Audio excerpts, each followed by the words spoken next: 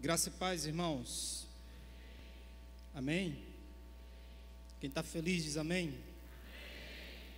Quem está triste, diga misericórdia, né? O Senhor transforma a nossa tristeza em riso, né? Ele diz que o choro pode durar uma noite, mas a alegria vem ao amanhecer. Uma hora a alegria chega, viu? Na verdade, quem tem Jesus, por mais que passe, eu entendo dessa forma, não sei você, por mais que você passe por alguma tristeza, a alegria que Jesus nos dá supera qualquer tristeza. Não é assim? Vamos ficar de pé, vamos orar ao Senhor.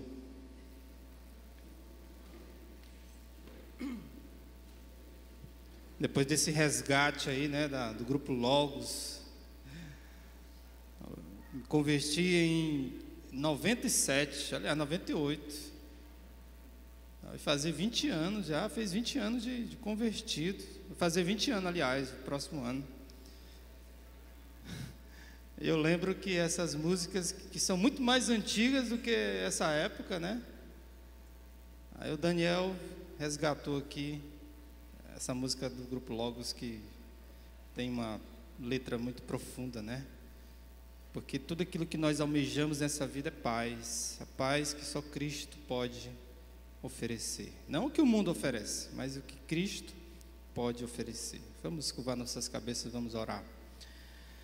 Senhor nosso Deus, obrigado, Senhor, porque apesar das lutas, das nossas dificuldades, nós temos o Senhor nas nossas vidas. E a Tua palavra, Senhor, diz que no mundo nós passaríamos por muitas aflições, mas Tu garante, ó Deus, e nos pede para que venhamos ter bom ânimo, porque assim como o Senhor venceu, nós também venceremos. Que o Senhor possa falar aos nossos corações essa noite, que o Senhor tire, ó Deus, nesse momento do nosso meio, toda distração, tudo aquilo que atrapalha, Senhor, a nossa comunhão contigo. Que o Teu Espírito Santo possa falar a cada um dos corações essa noite. Essa é a oração que te faço no nome do Teu Filho amado Jesus Cristo. Amém. Podeis sentar. Vamos abrir nossas Bíblias na carta aos 2 Coríntios. Nós vamos ler do verso 1 ao verso 10. 2 Coríntios, capítulo 12, do 1 ao 10.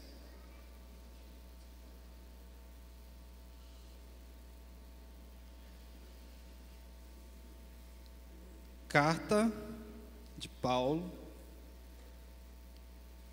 aos Coríntios, 2 Coríntios, capítulo 12, do 1 ao 10.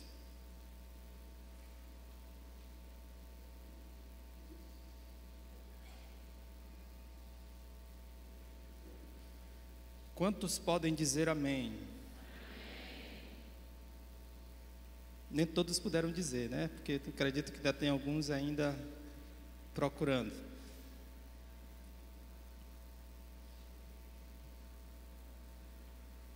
Vamos fazer a leitura. É necessário que eu continue a gloriar-me com isso, ainda que eu não ganhe nada com isso. Passarei as visões e revelações do Senhor. Conheço um homem em Cristo que há 14 anos foi arrebatado ao terceiro céu. Se foi no corpo ou fora do corpo, não sei. Deus sabe. E sei que esse homem, se no corpo ou fora do corpo, não sei, mas Deus sabe, foi arrebatado ao paraíso e ouviu coisas indizíveis, coisas que ao homem não é permitido falar. Nesse homem me gloriarei, mas não em mim mesmo, a não ser em minhas fraquezas. Mesmo que eu preferisse gloriar-me, não seria insensato, porque estaria falando a verdade. Evito fazer isso para que ninguém pense a meu respeito mais do que em mim vê ou de mim ouve, para impedir que eu me exaltasse por causa da grandeza dessas revelações. Foi-me dado um espinho na carne, um mensageiro de Satanás, para me atormentar. 3 vezes roguei ao Senhor que o tirasse de mim, mas Ele me disse: minha graça é suficiente para você, pois o meu poder se aperfeiçoa na fraqueza. Portanto, eu me gloriarei ainda mais alegremente em minhas fraquezas, para que o poder de Cristo repouse em mim. Por isso, por amor de Cristo, regozijo-me nas fraquezas, nos insultos, nas necessidades, nas perseguições, nas angústias, pois quando sou fraco é que sou forte. Irmãos, esse texto aqui é um texto, acredito eu, que muitos conhecem. É um texto meio paradoxal, né? É um texto que traz assim um paradoxo que nos leva a trazer algumas reflexões. Interessante é que esse texto ele fala sobre fraquezas, né? Recentemente nós estivemos realizando o Ser Novo, e recomendo eu que todos deveriam fazer o Ser Novo. Algumas pessoas acham que o Ser Novo é só para aquele que está com a vida desgraçada, com a vida no fundo do poço, onde não há mais solução para ele, e aí ele precisa ir para o Ser Novo. O Ser Novo, meus amados, é para todos nós, porque muitas vezes achamos que a vida de fulano tem problema, né? E às vezes nós esquecemos de olhar para nós, para os nossos problemas. Não é verdade? Eu estava ouvindo o testemunho dos irmãos aqui no domingo, e fiquei emocionado, né, com alguns relatos.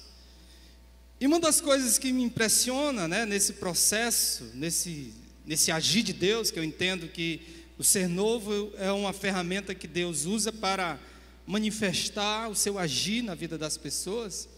Uma das coisas que me chama a atenção é esse poder que Deus tem de nos quebrantar, de nos restaurar, de nos transformar, de nos levar ao pé da cruz, para que possamos ali confessar, compartilhar, reconhecer de fato os nossos erros, as nossas falhas, quem nós somos. É um confronto entre você e o próprio Deus. Assim como eu falei um dia sobre Jacó aqui na igreja. Essa passagem, meus amados, de 2 Coríntios 12, do 1 ao 10, que traz às vezes alguns questionamentos,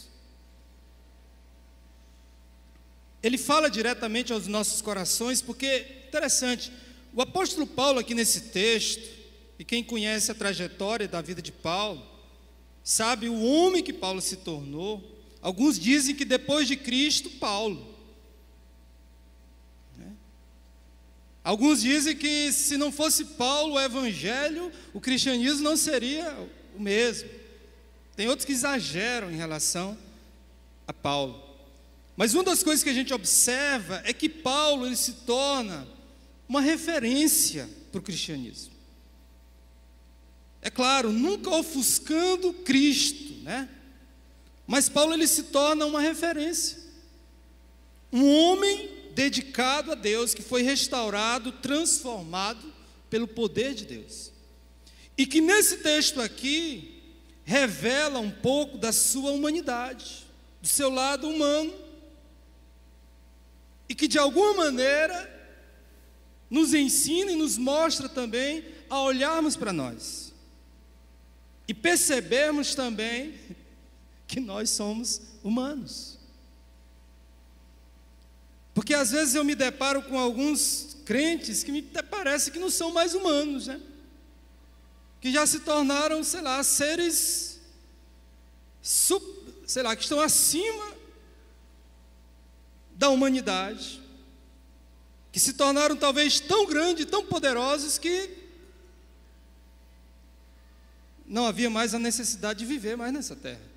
Deveriam ser arrebatados e levados para o terceiro céu logo e lá ficar. Interessante que o apóstolo Paulo, nesse texto, ele fala sobre fraqueza. E uma das coisas que nós aprendemos desde pequeno é não saber lidar com as fraquezas.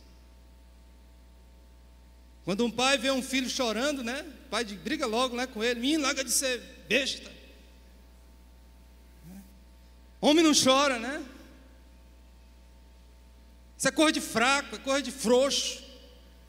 Não diz isso às vezes? Eu já vi pai fazendo isso com os filhos, né? Isso é coisa de frouxo. Fraqueza, meu amado, é um sinal de descrédito, de frouxidão, de vulnerabilidade, de derrota. Mas é interessante e surpreendente, como o apóstolo Paulo e como Deus, Ele é capaz de transformar uma fraqueza, né, numa oportunidade de manifestação do seu poder. Fraqueza, angústia, tristeza, derrota. Será que nós as publicamos ou nós a empurramos para debaixo do tapete? Quando você olha no Facebook, por exemplo, na rede social, você vê lá as pessoas compartilhando suas derrotas, suas fraquezas? Geralmente é uma pessoa sorridente, é isso, não sei. É uma foto lá, aparentemente demonstrando que tudo está muito bem. E assim, meus amados, nós somos acostumados a viver. Viver, às vezes, tentando apenas mostrar o lado forte, né? Que supostamente nós demonstramos ter. As redes sociais estão cheias,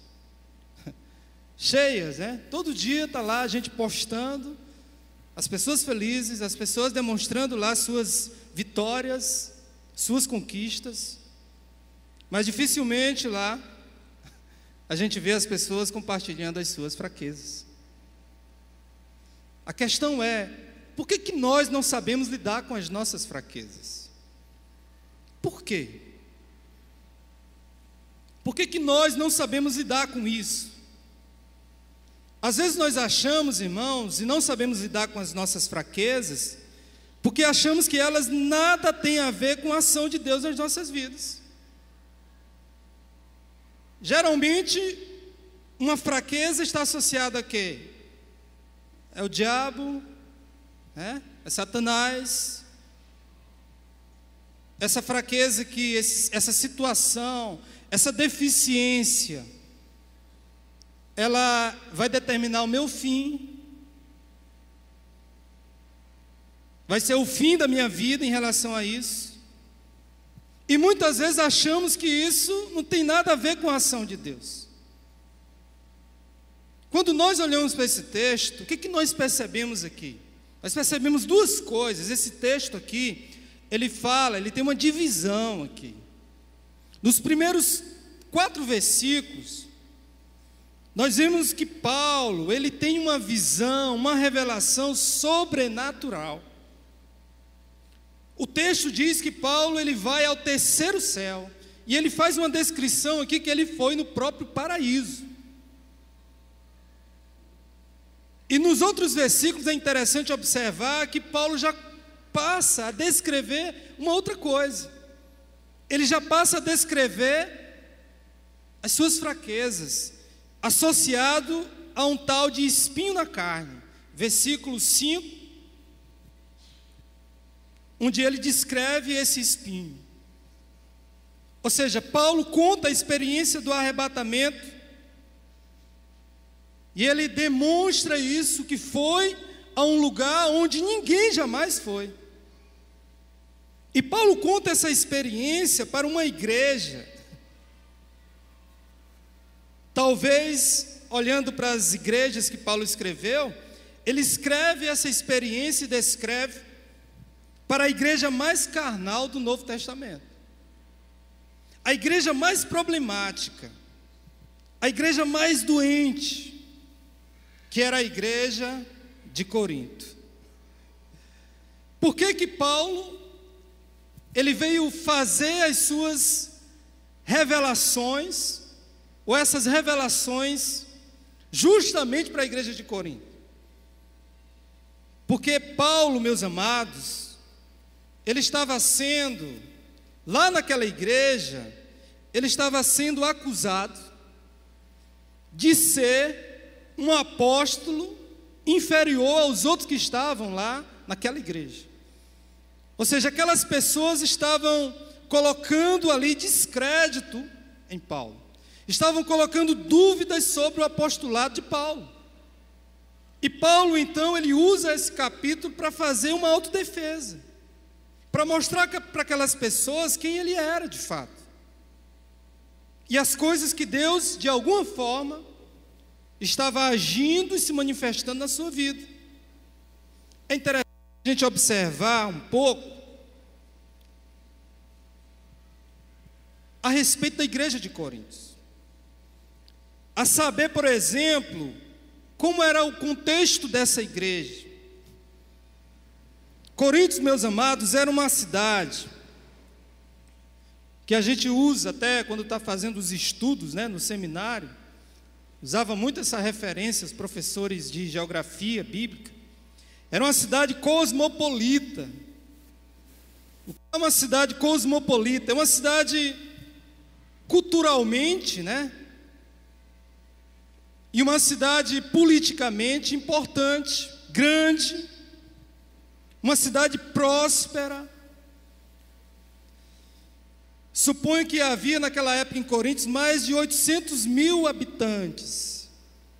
E ela se tornara, por exemplo, como uma São Paulo aqui, no nosso Brasil, uma cidade de uma pluralidade absurda. Estive lá em São Paulo recentemente e fiquei impressionado com a miscigenação de raças, de povos, de gente que vive naquela cidade. Corinto era uma cidade assim, onde tinha de tudo. Muita pluralidade religiosa. Havia dezenas de templos para deuses de tudo enquanto naquela cidade. E o templo maior que havia naquela cidade era consagrado a uma deusa chamada Afrodite, a deusa do amor, né? Que de alguma forma estava associada a tudo que é, vamos dizer assim, de promiscuidade, daquilo que você imagina, ligado a essa área. A deusa Afrodite estava associada. Ou seja, aquela igreja, aquela cidade era uma cidade pervertida, era uma cidade entregue realmente a tanta devassidão.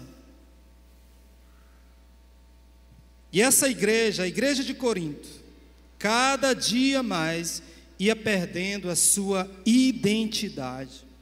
A igreja foi secularizada, perdeu a capacidade, por exemplo, de evangelizar.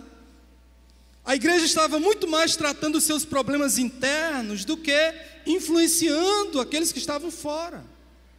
Paulo estava muito mais preocupado com os problemas que era gerado dentro daquela igreja.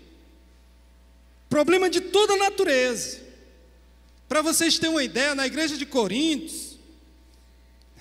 havia tantas causas que se levantavam, irmão contra irmão, outro devendo o outro, tantos problemas, que esses problemas já não estavam mais sendo resolvidos entre eles. Os irmãos já estavam indo para os tribunais, colocando irmão num tribunal, ou denunciando outro irmão, porque a igreja já não tinha mais a capacidade de resolver as suas próprias causas. E a igreja passou a duvidar do chamado e da autoridade de Paulo. Ela perde a capacidade de discernir quem é Deus perde a capacidade de discernir quem é de Deus e quem não é. E é impressionante, é que Paulo, na sua defesa, ele poderia descrever apenas a revelação. Ele poderia ficar apenas com os primeiros versículos, onde ele teve aquela visão celestial. Mas é interessante que Paulo, ele descreve para aquela igreja que ele era humano, que ele, na sua humanidade, ele possuía pontos fracos, na qual é descrito aqui, nessa passagem, como sendo um espinho na carne. Muitas pessoas, irmãos, têm curiosidade em saber o que era esse espinho na carne de Paulo. E aí a gente vai pesquisar e ler, procurar o que era, a gente não encontra. Porque o texto não deixa claro, não diz qual era o espinho na carne de Paulo. Existem muitas especulações a respeito desse espinho. Uma grande maioria acredita que o espinho na carne de Paulo era um defeito físico, associam a um problema de visão que Paulo talvez tivesse, porque Paulo já não conseguia mais escrever as suas cartas. Por exemplo, a carta de Romanos, quem escreve não é Paulo. Paulo dita, alguém escreve para ele, porque ele já não tinha mais a sua visão, e ele não conseguia mais escrever. E alguns acreditam que o espinho na carne era esse defeito físico que Paulo tinha. Outros acreditam que poderia ser uma fraqueza carnal, humana mesmo, de Paulo, associado a uma falha, a um erro, na qual ele lutava diante de Deus, para que Deus de alguma maneira viesse restaurar, restabelecer. Alguns acreditam que Paulo vivia uma espiritualidade que não admitia algumas realidades carnais na sua vida, como se não admitisse o fato, por exemplo, de pecar, de cometer um erro, uma falha.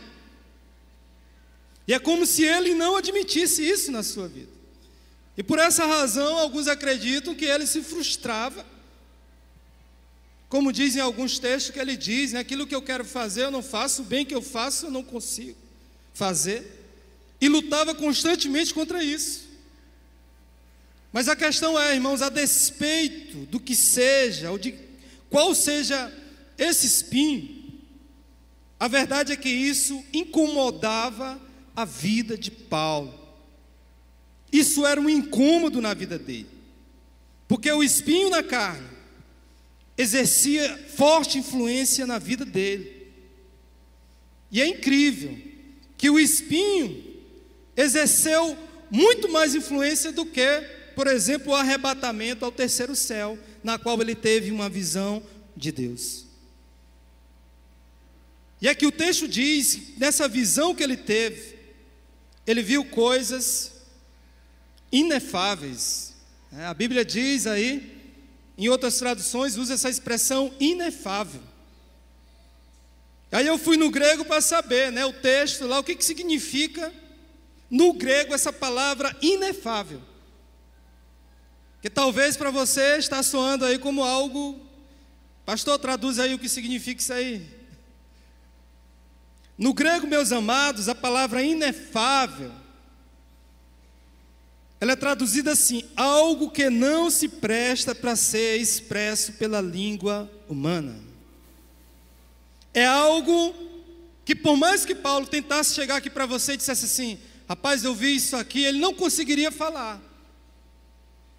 Ele não conseguiria dizer aquilo que ele ouviu quando teve a visão, quando ele foi ao terceiro céu. É algo que não serve para se falar, que a língua humana é incapaz de traduzir, de dizer. O texto diz que Paulo foi ao terceiro céu. E no grego também eu fui olhar o que é que significa esse terceiro céu. Inclusive já tem até música aí, os irmãos. Eu ouvi uma música lá que vai não sei aonde, não sei, no 4º céu e no 5º céu, que já inventaram até o 5º céu. que eu não sei, né, se tem esse quinto céu. Mas no grego é interessante observar que essa passagem, quando se refere ao terceiro céu, veja só, o primeiro céu se refere a esse espaço onde os aviões andam, as aves. O segundo céu é onde está o firmamento, é um pouco mais alto. E o terceiro céu é algo que vai além desse firmamento. Ou seja, na língua grega, na visão dos gregos, quando traduziram esse texto, ele se refere ao terceiro céu, algo que está além, muito além, daquilo que nós podemos ver com os nossos olhos humanos. É algo que não é terreno, é algo que está muito além. O texto diz, meus amados, também que Paulo esteve na presença de Deus. Ele foi à presença de Deus. O texto diz que ele foi ao paraíso. E lá ele viu e ouviu coisas extraordinárias. Eu fico a imaginar, meus amados, se um crente no dia de hoje tivesse tal revelação. Se um irmão fosse realmente lá nesse terceiro céu, como seria? Como ele viria de lá desse lugar? Já teria filme, já seria escrito um livro.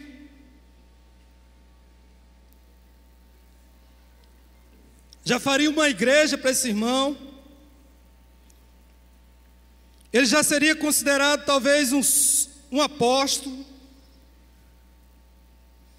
Ele já seria talvez assim a pessoa mais importante da terra, porque ele foi num lugar onde nenhum ser humano foi. Porque às vezes, irmãos, eu fico a imaginar, a olhar, o irmão que diz assim, eu fui no monte, eu fui não sei aonde, tive uma experiência com Deus, aí o cara já chega todo inchado, saindo fogo de tudo que é parte dele, né? Demonstrando uma unção diferente, um poder diferente na vida dele, capaz de fazer com que os outros se diminuam diante dele. Você já viu alguém assim? Hã? Será que existe gente assim?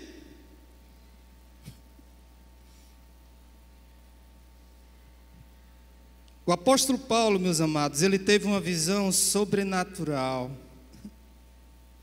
Ele foi ao terceiro céu.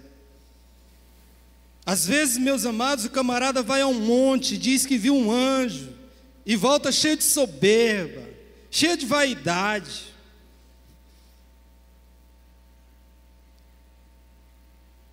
Fazendo talvez uma revelação de si mesmo, trazendo as suas credenciais, se auto-exaltando diante dos homens, das pessoas. Paulo viu e ouviu coisas sobrenaturais, mas o que impressiona Paulo aqui, nesse texto, foi o espinho. O que chamou a atenção de Paulo foi o espinho. Ele não se gloria das suas experiências, ele não sai se exaltando, ele simplesmente evita compartilhar aquilo que ele viu. Porque Paulo, meus amados, buscou viver debaixo da simplicidade, da humildade. Vivemos hoje no tempo, irmãos, onde as pessoas são soberbas, onde as pessoas são vaidosas, onde as pessoas buscam cada dia mais um reconhecimento, uma plateia, um público. E Paulo tinha tudo para ser um homem arrogante, pelo seu conhecimento, pela sua formação, pela sua posição. Ele tinha tudo para ser um homem arrogante, dominado por esse sentimento de soberba. E Deus ainda leva ele para o terceiro céu e faz revelações sobrenaturais a ele. Nós vivemos hoje numa sociedade onde as pessoas não conseguem enxergar mais os seus próprios espinhos. Você tem espinho? Hã? Irmão, você tem algum espinho aí? Eu tenho alguns aqui em mim, viu? E às vezes eu corro para a presença de Deus. O grande problema do ser humano é esse, irmãos. É achar que quando ele entra na presença de Deus, ou está diante de Deus, ele tenta ignorar as suas fraquezas, as suas limitações. Eu estava conversando com um psicanalista essa semana, e ele falando um pouco da psicanálise, ele disse, olha, na psicanálise, a psicanálise só reconhece 2 tipos de indivíduo. Aqueles que reconhecem, que assumem, que admitem suas fraquezas, quem são, e aqueles que negam. Aqueles que buscam de alguma forma negar, esconder, tentar encobrir realmente os seus defeitos, as suas falhas.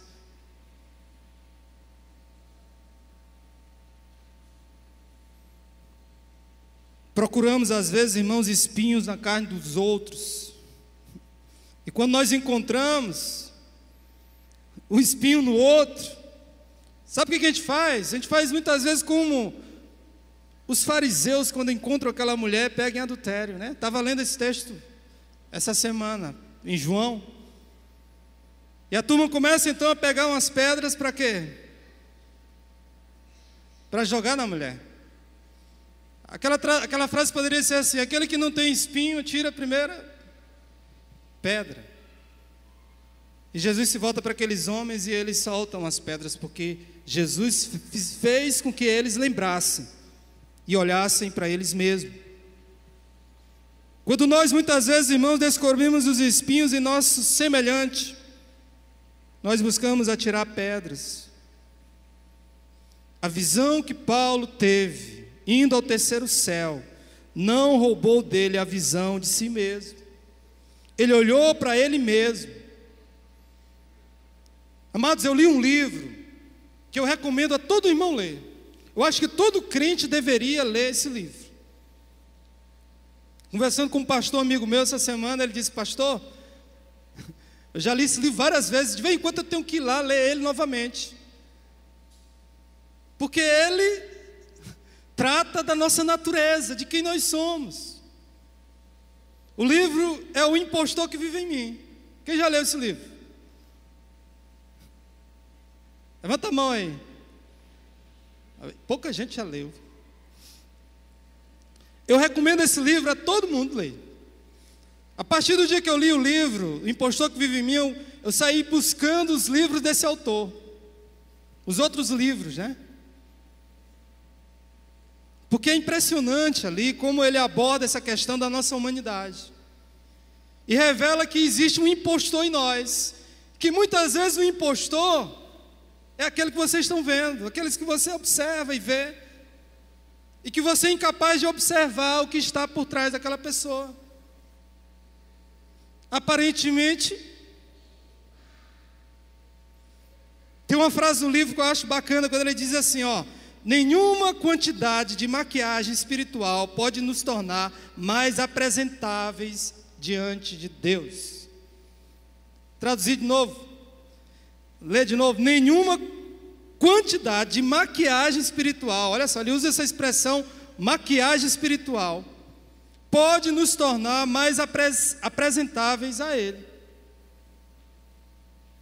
Sabe o que é maquiagem espiritual? Vocês entenderam aí, né? Às vezes eu tento ser alguém que eu não sou. Não sou.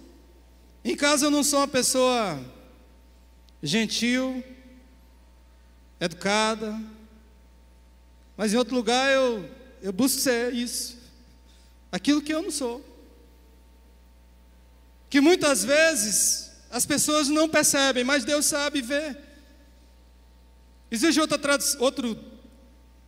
parte do livro que eu destaquei, que diz assim: A razão pela qual jamais adentramos na realidade mais profunda do nosso relacionamento com Deus é que raramente reconhecemos nossa completa insignificância perante Ele.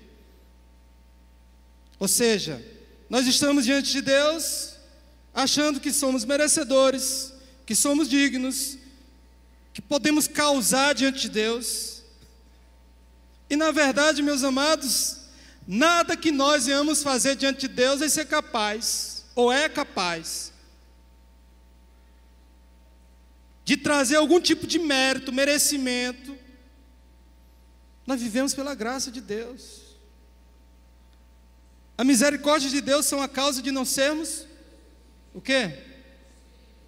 Consumidos, destruídos. O que Paulo pensou, meus amados?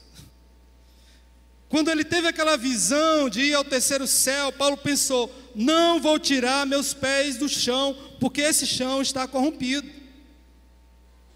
Esse chão está corrompido pelo pecado, na qual eu também estou com os pés no chão. De achar que eu não sou mais pecador, de que eu não cometo mais nenhum tipo de erro, de falha. É igual aquele que está em tratamento, né? Que vai para uma clínica de recuperação, passa 6 meses lá, ele tem a oportunidade de sair da clínica, e aí ele se depara com a realidade que está fora, e aí ele diz: olha, já estou curado 100%, eu não preciso mais voltar na clínica, porque eu já estou curado. Eu não preciso mais talvez ler a Bíblia, orar. Por quê? Porque eu já... Aí de repente ele se depara cometendo novamente os mesmos erros. Ilude, ou se ilude achando que não precisa mais de tratamento, não precisa mais de restauração na vida dele. Eu entendo, irmãos, entendi que restauração, tratamento, nós vamos ter para o resto da nossa vida. Todo dia Deus quer tratar, quer curar, quer transformar a nossa vida. Todo dia. Deus quer mudar alguma coisa na sua vida. Todas as lutas de Paulo, irmãos, foram no sentido de livrar ou de se livrar do espinho. Para que alguns não pensem assim: o cara tinha um espinho, né? Talvez um pecado, um erro, aí o cara podia estar vivendo na boa lá, ou de boa, sem nenhum problema, sei lá, posso viver com isso aqui, numa boa. O que Paulo faz? No versículo 5.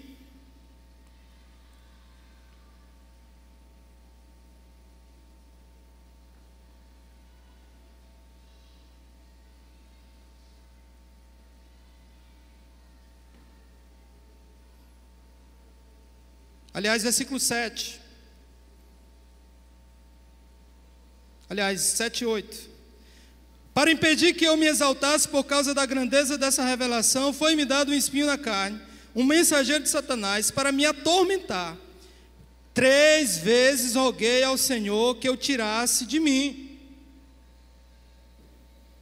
Interessante que o número 3 é o número da perfeição. Esse número 3 aqui está dizendo que Paulo orou só 3 vezes, orava só 3 vezes. Mas o entendimento desse texto é como se Paulo estivesse constantemente diante de Deus, buscando que Deus viesse, de alguma forma, está tratando a vida dele. Paulo, ele busca Deus, ele vai à presença de Deus buscar a restauração, o livramento desse espinho. Às vezes eu ouvia alguns irmãos, são alguns que passaram pelo problema do álcool, né, do alcoolismo, e eu não entendia por que alguns irmãos convertidos ainda diziam que eram alcoólatras. Eu disse: gente, mas ele é convertido, entregou a vida a Jesus, e ele é dizendo que ele é alcoólatra? Por que ele ainda diz que é alcoólatra, se ele já tem Jesus na vida dele? Eu entendi, meus amados, que aquele indivíduo que tinha um desejo, tem um desejo, que é dominado por um desejo, que era dominado por um desejo, e esse desejo estava ligado ao álcool, e que depois que ele se converte, vocês acham que aquele desejo ele desaparece 100%? De que aquilo não vem na mente dele, no coração dele? Vocês acham que isso desaparece num passe de mágica? Claro que não. A diferença, meus amados, é que outrora, antes de aceitar a Cristo, ele era controlado e dominado por aquele desejo. Depois que ele aceitou a Cristo, a coisa muda. Ele agora pode controlar aquele desejo através da presença do Espírito Santo na vida dele.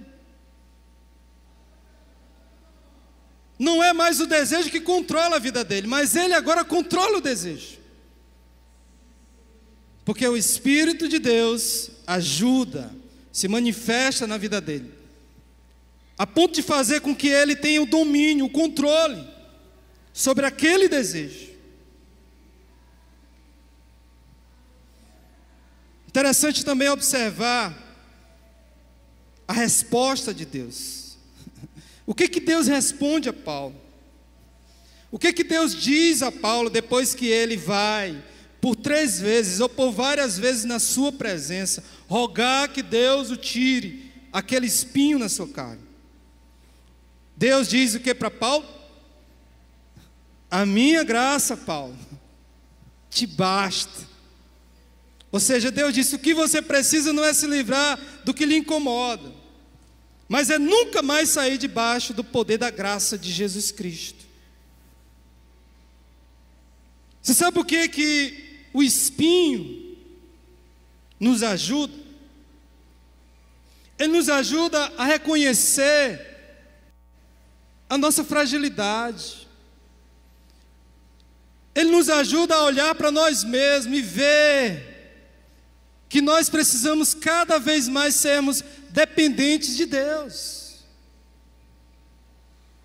Porque o alcoólatra, que reconhece que ainda tem esse desejo, quando ele olha para ele olha para a sua fraqueza, para a sua dificuldade, ele foge, ele corre, ele vai para a presença de Deus, porque reconhece que ele é fraco, ele não consegue vencer sozinho. É por isso que existe essa expressão: quando eu estou fraco, é que eu sou forte. Porque quando eu me deparo com as minhas fraquezas, eu vou buscar uma força que não está em mim. Uma força que está onde? Em Deus. Uma força que está em Deus. Essa semana eu estava lendo com minha filha a história de Sansão. Lá na cama, lá com ela. Interessante lá, Deus falou comigo vendo a história de Sansão, vendo a prepotência, a arrogância de Sansão, o homem superpoderoso, forte, que ninguém era capaz de deter, de vencer. Você sabe qual foi o grande erro de Sansão? Ignorar as suas fraquezas. Ignorar o fato que ele possuía fraquezas. E o diabo vai aonde é? Onde é que o diabo atua? Lá na sua fraqueza, meu amigo. Você pensa que o diabo não conhece a tua fraqueza? Ele sabe, ele conhece. E é onde ele vai atuar em você. É onde ele vai te texto aqui que ele vai bater na tua cara, esbofetear, como diz Paulo aqui. É onde ele vai te acusar. É onde ele vai zombar da tua cara. Assim como aquelas pessoas zombaram de Sansão, que foi humilhado, que foi derrotado, porque ignorou os seus pontos fracos, achou que era uma pessoa invencível, e na verdade não era. precisamos, irmãos, viver debaixo da graça de Deus. Porque quando eu entendo que eu não sou forte o suficiente, que eu não tenho poder, eu corro para debaixo da graça de Deus. Porque é onde Deus vai agir na minha vida, Ele vai se manifestar em mim.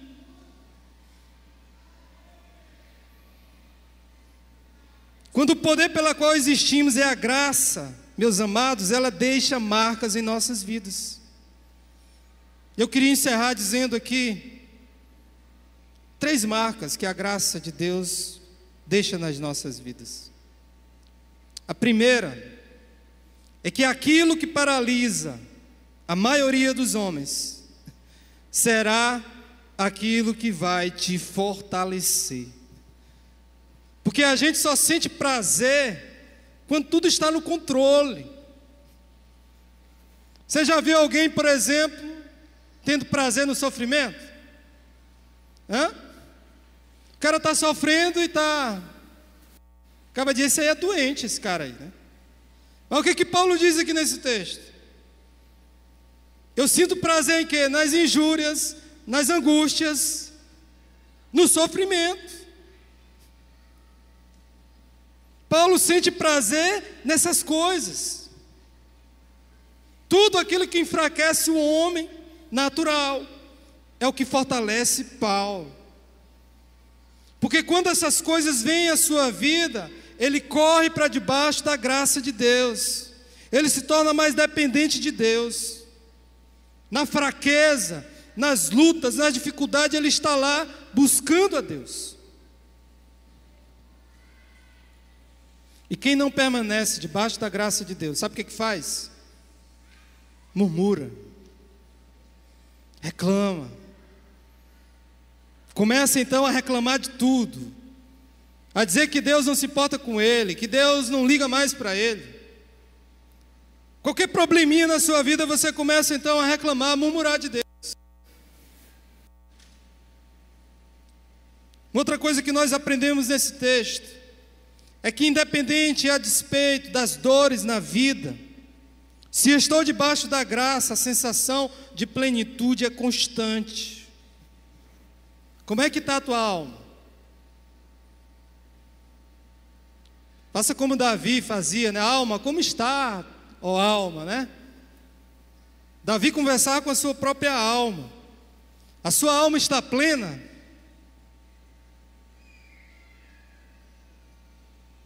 Olha só o que Paulo faz, irmãos. Ele, perdendo tudo,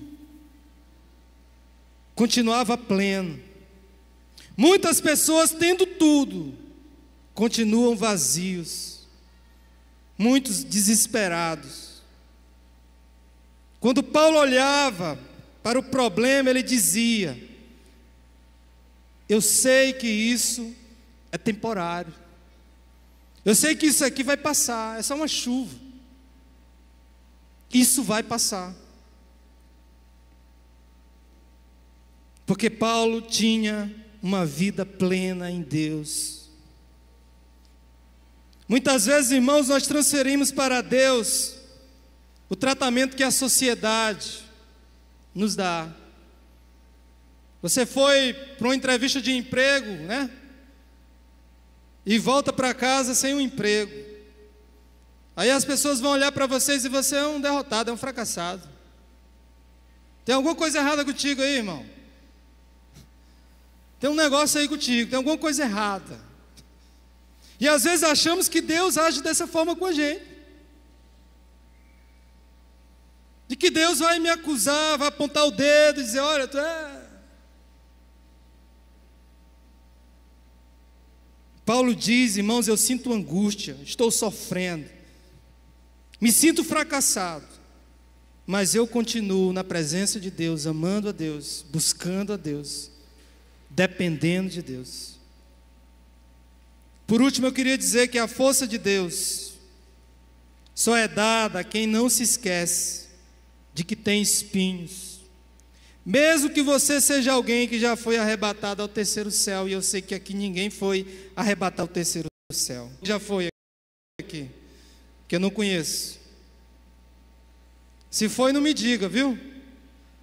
para ele não ficar com inveja. Tem um pessoal lendo uns livros aí, o cara foi no inferno, foi não sei aonde, aí escreve uns livros. Aí um dia o irmão chegou e perguntou: pastor, o inferno é assim mesmo? Eu disse: irmão, não sei, eu nunca fui lá no inferno e nem quero, né?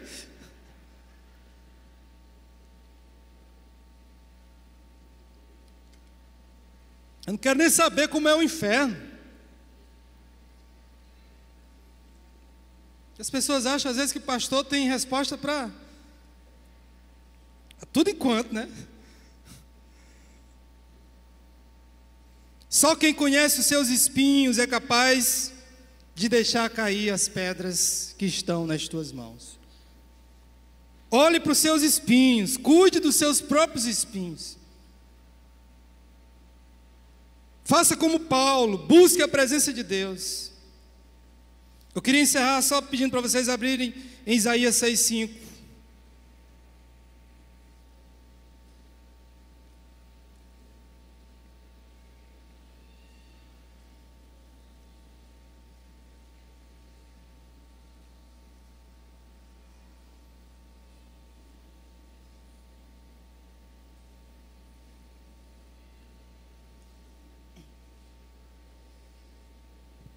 O que acontece quando você entra na presença de Deus? Qual a tua reação? Qual o sentimento que vem dentro de você?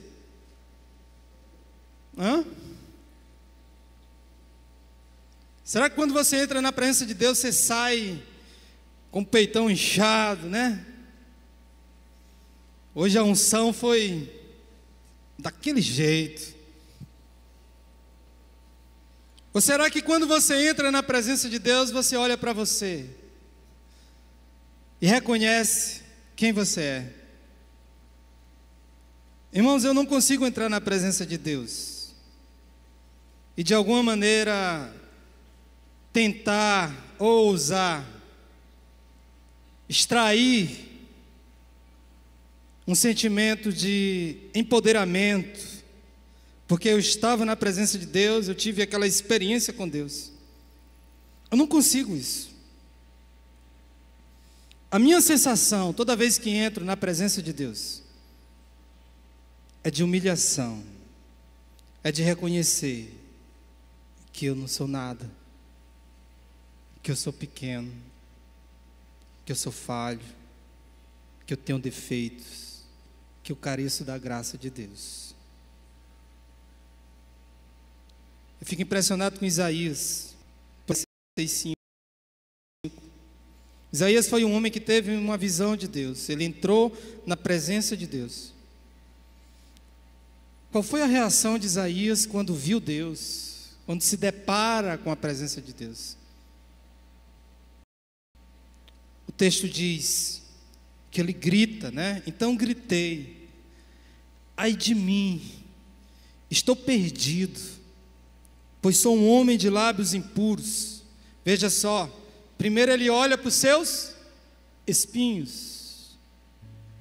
Primeiro ele olha para os seus espinhos e diz: eu sou um homem de lábios impuros, eu sou pecador. Depois ele percebe que aquelas pessoas que estavam ao seu derredor também tinham espinhos. E ele diz: e habito no meio de um povo de impuros lábios, e os meus olhos viram o Rei, o Senhor dos exércitos. Você vê aqui algum sentimento de exaltação, Paulo vai ao terceiro céu. Imaginávamos, ele vai voltar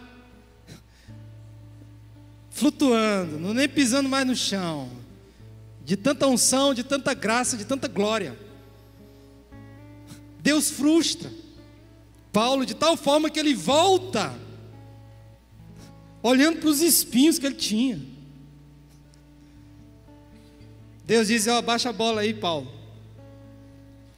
pisa no chão, eu quero ir debaixo da minha graça, eu quero te manter debaixo da graça, eu quero que você seja submisso a mim, dependente de mim. Não existe espiritualidade, irmãos. Para mim, na minha visão, não existe espiritualidade sem humildade, sem submissão, sem a graça de Jesus. Não existe.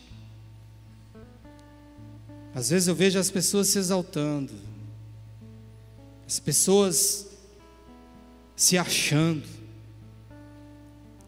porque tiveram uma experiência com Deus.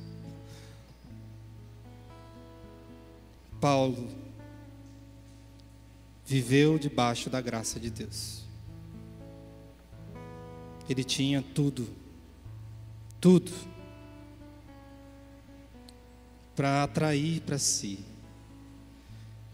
o reconhecimento, a admiração, o louvor, os aplausos e tudo mais das pessoas. Mas ele escolheu viver debaixo da graça de Deus. E é isso que eu escolhi para a minha vida. E você? O que você escolhe? Você escolhe viver debaixo da graça? Você quer viver debaixo da graça de Deus? Quer? Então reconheça. Olhe para os seus espinhos. Corra para a presença de Deus. Busque a presença dEle. Para que Deus trate, para que Deus restaure, para que Deus cure, para que Deus traga a cada dia na sua vida um sentimento de dependência, de submissão da presença de Deus. Eu sei que tem pessoas aqui nessa noite que ainda não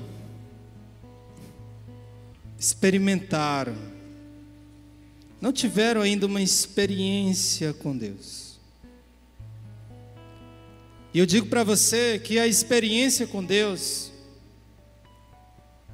ela não é como muitos pensam e imaginam, né? Eu não sei, eu já tive muitas experiências com Deus, mas eu associo as minhas experiências com Deus com um relacionamento. Você sabe quando é que eu tenho uma experiência com Deus? Quando eu estou naquele momento a sós com Ele de manhã, quando não tem ninguém, o silêncio paira sobre a minha casa, e eu não ouço mais nada, e eu entro ali na presença de Deus e começo a conversar com Ele como se estivesse conversando com um amigo aqui perto. Coloco às vezes a cabeça no ombro dele, onde eu me abro, eu confesso os meus pecados, eu compartilho com Ele as minhas derrotas, as minhas vitórias. E Deus traz aquele sentimento gostoso dentro de mim, dizendo assim: eu te amo, eu cuido de você, você é especial. E ali dá vontade de chorar, dá vontade de se humilhar na presença dEle. Às vezes dá vontade de rolar no chão, de colocar o joelho no chão. Eu não sei se é assim contigo, mas comigo é assim. Isso é experiência com Deus. E eu louvo a Deus porque nesses últimos dias Deus tem me dado essas experiências. E Deus tem trabalhado na minha vida, no meu coração. Ele tem me ensinado a lidar com os meus espinhos, a tratar deles. Talvez você entrou aqui nessa noite, tenha espinhos na sua vida. Deus quer tratar. Deus quer restaurar a tua vida. Eu queria que você curvasse sua cabeça diante da presença do Todo-Poderoso nesse momento. Converse com Ele. Coloque diante de Deus os seus espinhos.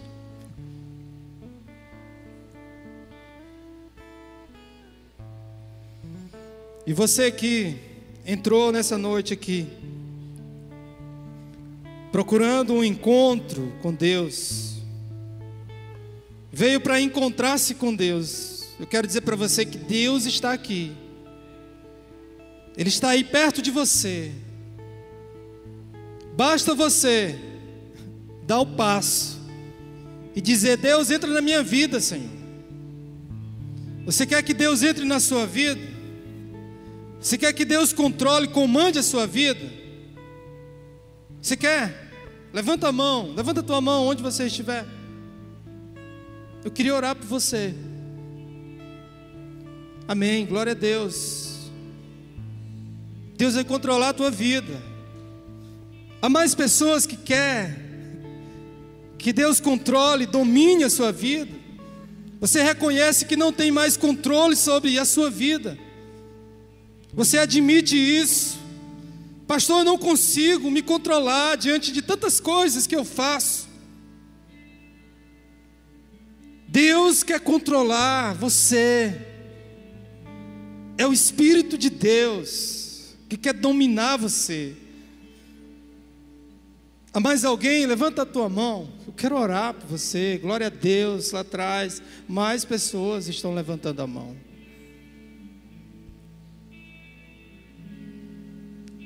Eu queria chamar essas pessoas aqui na frente. Você que levantou a mão, eu queria orar por você. Pode vir.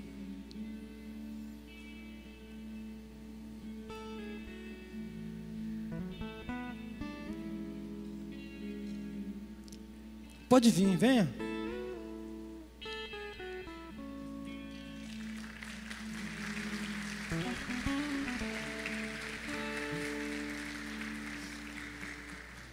Glória a Deus, glórias a Deus, irmãos. Porque a Bíblia diz que a alegria no céu quando o pecador se arrepende. Por isso nós estamos alegres com a vida dessas pessoas aqui.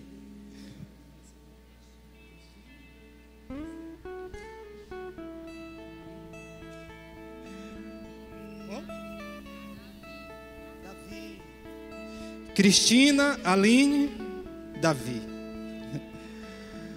Vocês são nova criatura em Cristo Jesus. A Bíblia diz que as coisas velhas já passaram.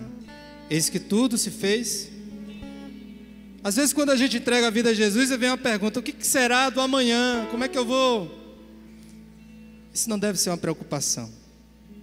A Bíblia nos ensina a vivermos um dia de cada vez. Ele vai viver com vocês. Vocês vão andar com Deus. E Ele vai se manifestar na vida de vocês. Ele vai controlar a vida de vocês. Basta vocês abrirem o coração para Ele agir e se manifestar. Nós vamos ficar de pé nesse momento.